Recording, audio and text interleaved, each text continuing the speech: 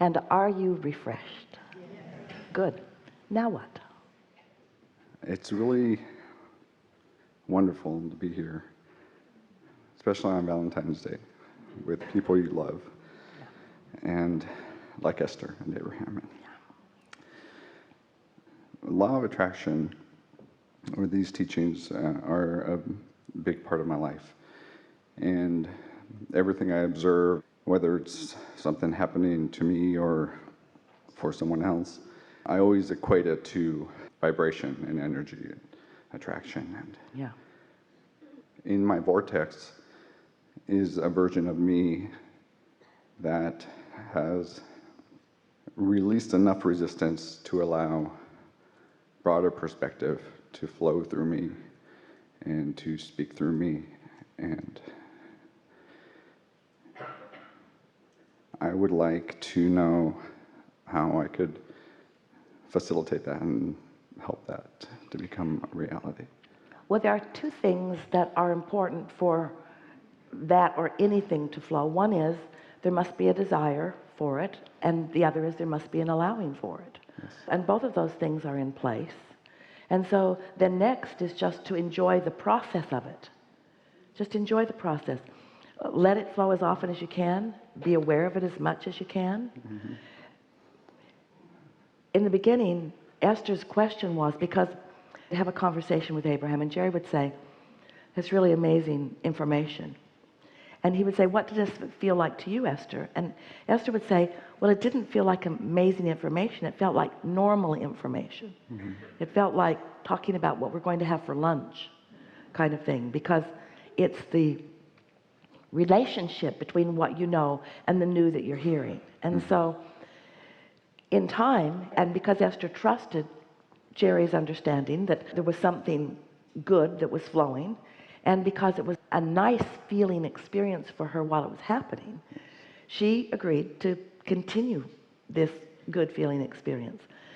Often she would say to us, "Abraham, I want to speak clearly your words." In fact, every time she goes to the podium, in readying herself to receive Abraham, that's what she says.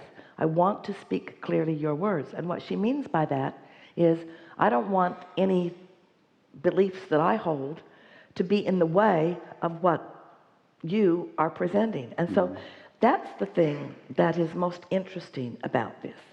You have to sort of render yourself through meditation to a sort of blank slate sort of position, because when you meditate, you quiet your mind, and when you quiet your mind, you stop resistance, and when you stop resistance, that broader perspective can flow. So what a very effective process that you're talking about is getting your own beliefs out of the way, so that broader perspective can present.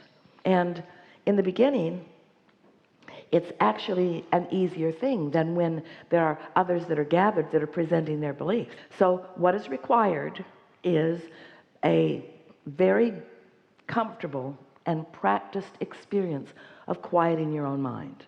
That's all. That's all. Have you been meditating for a while? I have, off and on. I used to do it every day, but now I do it if it feels right. Well, that's the best tool that we know for practicing non-resistance. Okay. Because practicing a quieted mind is what is at the heart of what you are reaching for. So if it's something that you really want, if we were standing in your shoes, we'd meditate every day. Not for a long time, 15 or 20 minutes is enough. But it's a progressive thing, so every day is good. And I don't feel like I have a lot of resistance about this subject.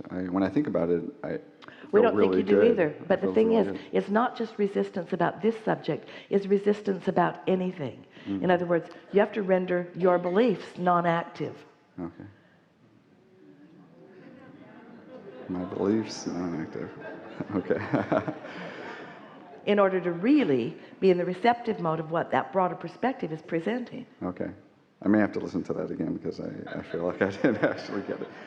So can I imagine, because I actually already imagine my collective assembled and enjoying my life and experiencing things through me, and maybe even changing as my beliefs change and my experiences change. And I guess I would think about that maybe after I meditate, and just think of them flowing through me. So if you decide you're going to be in the receptive mode, that means you're going to be in the mode of receiving.